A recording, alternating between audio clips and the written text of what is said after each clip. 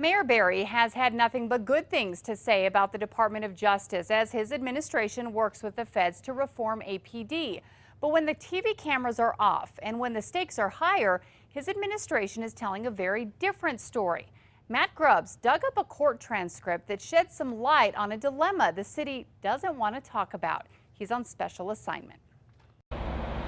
There is a new legal storm gathering over the city of Albuquerque, threatening to rain in a place it's already been coming down for years, including a torrent of cash, more than $30 million paid in police misconduct cases since 2010. The American Police Department is under fire for responding. It's also meant an ocean of bad publicity and a steady stream of protests. We've fully embraced and made a full commitment to reform. That's Mayor R.J. Berry sitting next to the U.S. Attorney and promising changes to the way officers are trained, disciplined, and led.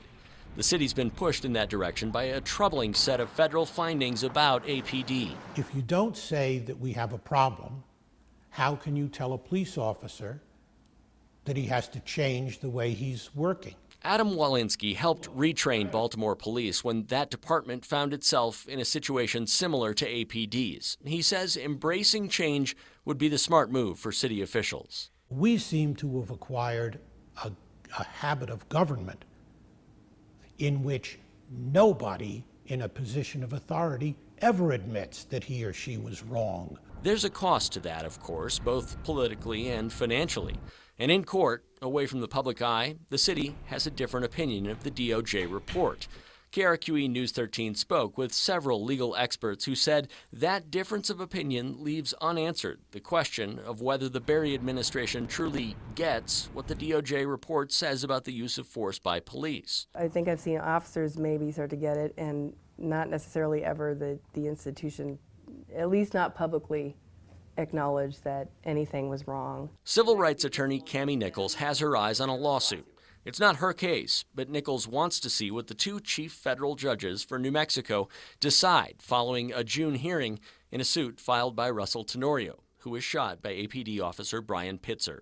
At issue in the case, whether to allow the DOJ report and its conclusion that APD officers routinely violated people's civil rights as evidence in civil cases.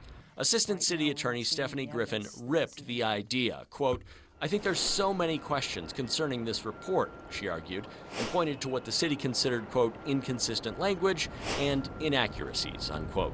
As Griffin hammered away, her focus was on the DOJ report's value as evidence. But Chief Judge Cristina Armijo mentioned that she had seen statements similar to this one. We took that findings letter on April 10th. We pivoted into a solution mode. And she asked the city about the difference between the mayor's public statements and the city's low legal opinion of the DOJ's work here in Albuquerque. Quote, "I mean, if the report overall is so flawed, wouldn't those actions seem to at least indicate there's some credibility to some of the critical comments about the need for change or improvement?"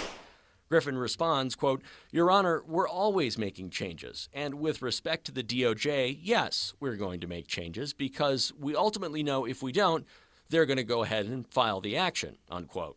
Now, Griffin says the city is not cooperating just to stop a federal lawsuit, but again tells the judge, quote, "Just because we're making changes doesn't mean that we're agreeing that there is an unconstitutional practice and custom of excessive force," unquote. The city insists it can hold both views, although the mayor refused to sit down with us and explain how.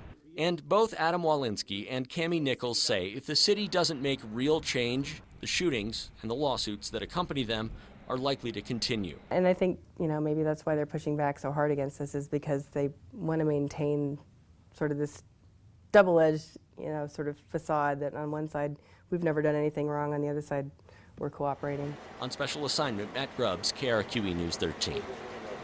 No word when Judge Armijo will decide whether the DOJ report clears the hurdle of the federal rules of evidence. To read the transcript of that June hearing and to read more on this story, go to krqe.com.